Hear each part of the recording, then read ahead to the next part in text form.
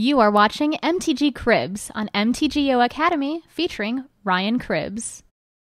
Alright, thank you for joining me today. Today I'm going to be playing in a standard daily event with one of my favorite decks in standard right now, Blue-White Control. I think it's very good. I think it's very well positioned in the format with lots of like mono black, mono blue, and red green monsters. I think this deck is very powerful. This is the list actually my friend played, Michael Peterson, in a recent PTQ, and he actually won that PTQ. I played a very similar list, a couple changes. It didn't do too well, but I had four of my friends top 8 that PTQ, and then a couple of them were playing blue-white, and there's actually 3 of the top 4 decks were blue-white. So I'm going to take it through a daily event and see how it goes with the changes my friend made to it. So start with the mana base. We have 4 Azorius Guildgate, 4 Hollowed Fountain, 4 Temple of Enlightenment, which is a new card from Born of the Gods. It actually helps the mana a lot. Not having a temple that was on color was definitely a downside for this deck, but now that you have it is awesome.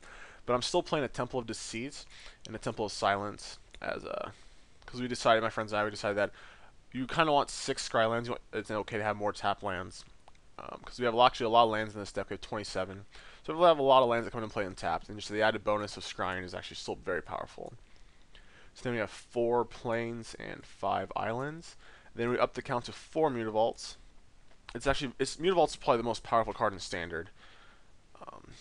So there's no reason why you shouldn't be playing 4. We're a 2-color deck. We do have a lot of double-colored mana symbols, but now that we have Temple of Enlightenment, so we have 12 dual lands in the deck, I think it's worth it. It's very good. So then we have 1 Elixir of Immortality, which is kind of a staple now. I'm playing 4 Last Breath and 0 Azorius Charms. Azorius Charm just actually almost does nothing. It's good against red-green monsters, but I think that's a fine matchup anyways. I don't think you need Azorius Charm. A lot of times you're just cycling it. So we actually put more divinations. I'm actually playing 3 divinations now, so I don't, and like more lands. Actually in my list I was playing 2, but I don't think I miss it. So then we're playing 4 Dissolve, 4 Detention Sphere, 4 Jace Architect of Thought, 4 Supreme Verdict, 2 Syncopate, 4 Sphinx's Revelation, an Aethelene, and 2 Elspeth Sun's Champion. I was debating whether or not to play 3 Elspeths and 0 Aethelene, but Aethelene just so good. It can just win games by itself. Elspeth is very good too, and usually can win games where you grind them out. But Aethelene can win games that are otherwise unwinnable. So that's my main deck. Nothing too drastic, nothing too different. But I go to the sideboard, and this is where it's a little different. I'm actually playing 4 Archangel Thune, which Alexander Hayne played in the Toronto or Vancouver Grand Prix, where he won. He was playing also 4 Soldier of the Pantheon, but instead I'm playing Burmaz, King of Oreskos. It's an interesting word. Which is very powerful. It presents a clock that can kill them in 4 turns by themselves. It comes down turn 3. It's just really good. I bring it in a lot. It's good against mono blacks. They sideboard most of the removal. It's good in the mirror. It's good against planeswalkers. It's just a really good card. I'm just really happy with it.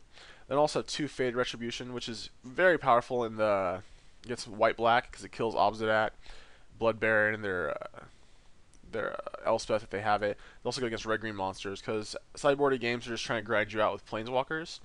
So if you can just take care of their like 2 creatures and maybe like a Domri and a Xenagos if you're lucky, it's just really good.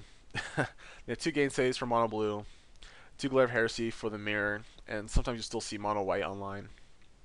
Not as popular since there's a Drown in Sorrow and Bile-Blight, which really get that deck pretty good. Then 1 Negate, and then 1 Revoke Existence. So this is my deck. I'm really happy with it. It performs pretty well, so let's see if we can do all of it in the daily.